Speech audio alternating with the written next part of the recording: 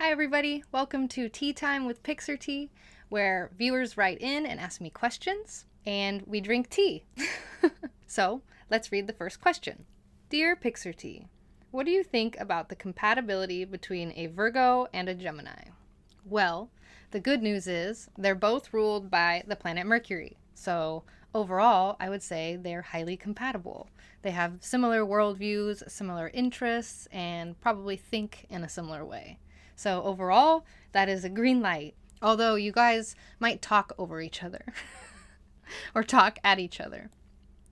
Dear pixrtea, what are your thoughts on a Cancer man and a Sag woman? Both are Aries rising. Sounds exciting, but I would need to know more. Since you both have the same rising sign, we would have to look at your ruling planet, which is Mars. So depending on your guys' Mars signs, you could flow really well or clash.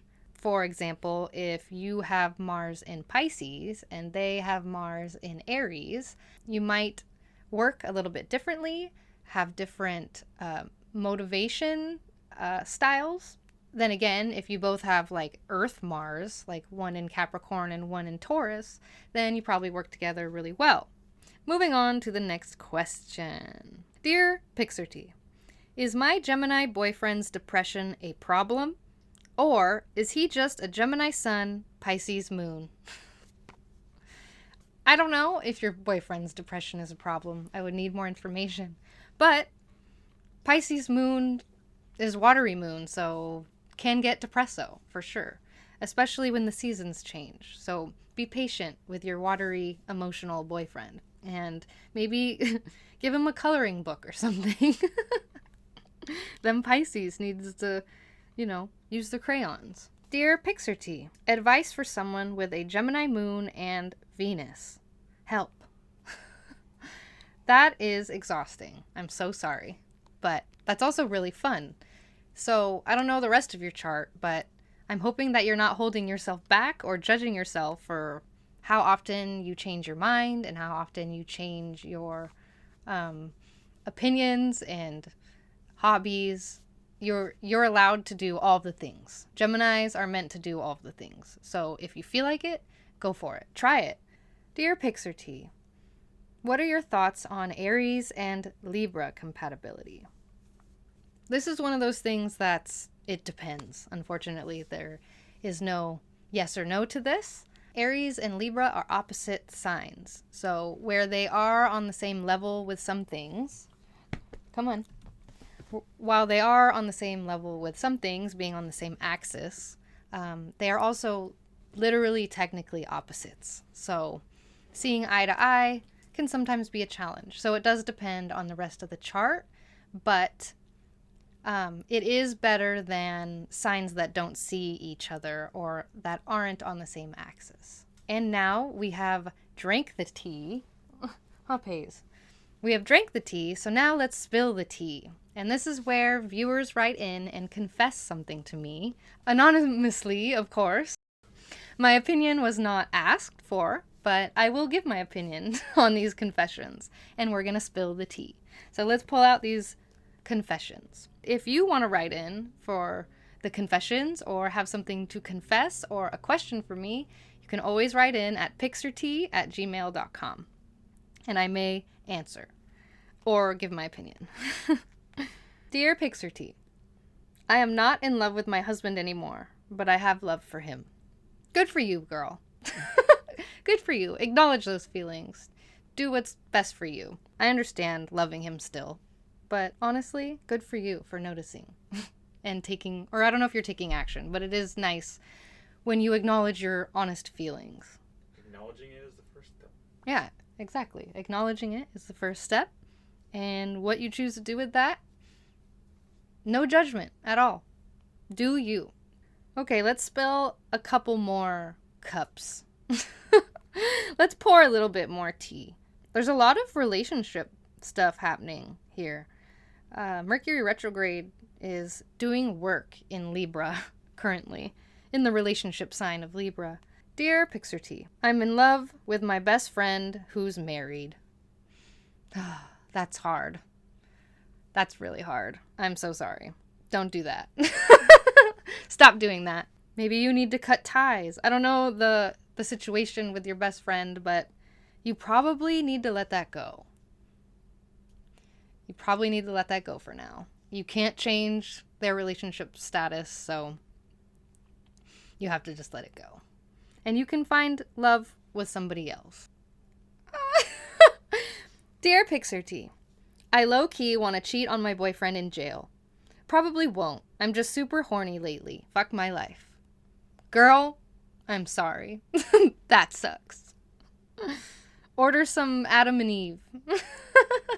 This one's hella funny. A couple more teas for us. Dear pixrtea, I poisoned my neighbor's bamboo because it was messing up my pool. Yeah, fuck their bamboo. I mean, bamboo's pretty though. How does bamboo mess up your pool? I need more information. But also, I'm Mars ruled, so that's just entertaining to me. So like, go for it. Tell us what happens, please. Update us. Okay, let's go back to tea time. Back to the questions that people wrote in and asked me.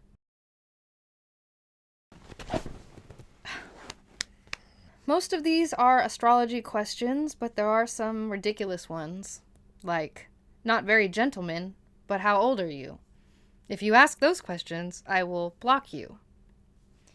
All right, an astrology question. Another one. Okay, dear pixrtea, what if the ruler of the Midheaven is in the same house as the Midheaven? Where else to look for details? If you are looking for details about your career or your vocation or praxis or what you should be or what you want to be doing, you look at the 10th house and you look at the 10th house's ruler, and this person is saying their ruler is in the 10th house. So it's kind of like a circle of what does it all mean, Basil? So the first thing I'd look at is what planets or points aspect the midheaven. So if you have Venus squaring, sextiling, trining, any type of aspect, traditional aspect, if Venus is aspecting your midheaven, that tells us something more about your midheaven. Mercury aspecting it, Jupiter aspecting it, any of the planets aspecting your midheaven can tell you more about your midheaven. The other thing to look at is the houses that aspect the midheaven. So that would be the 6th house, which kind of makes sense because the 6th house rules your routine, your daily work. That supports what you're known for doing, your 10th house. It also trines your midheaven. So looking at the 6th house and the 6th house ruler or any planets in the 6th house would tell you a bit about your midheaven. So you'd also do the same thing with the 7th house and the 1st house, especially if you work with a partner or if you work one-on-one with clients. The 7th house is really important, and it also aspects the midheaven by square. Then we'd also look at the 8th house because it supports the midheaven by sextile, as well as the 12th house with the same aspect as a sextile. So if you have any planets in any of those houses, they support your midheaven and can give you more details about your midheaven. Come here, please. Okay, let's find another question. There's a lot of questions.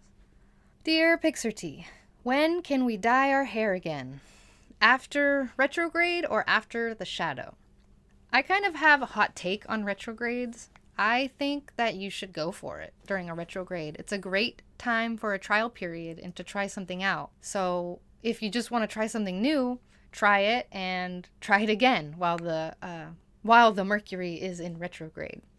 It's a good time to try something new because stuff doesn't stick as well. If you know you want it and you want it to last, maybe you should wait until Mercury is moving direct again.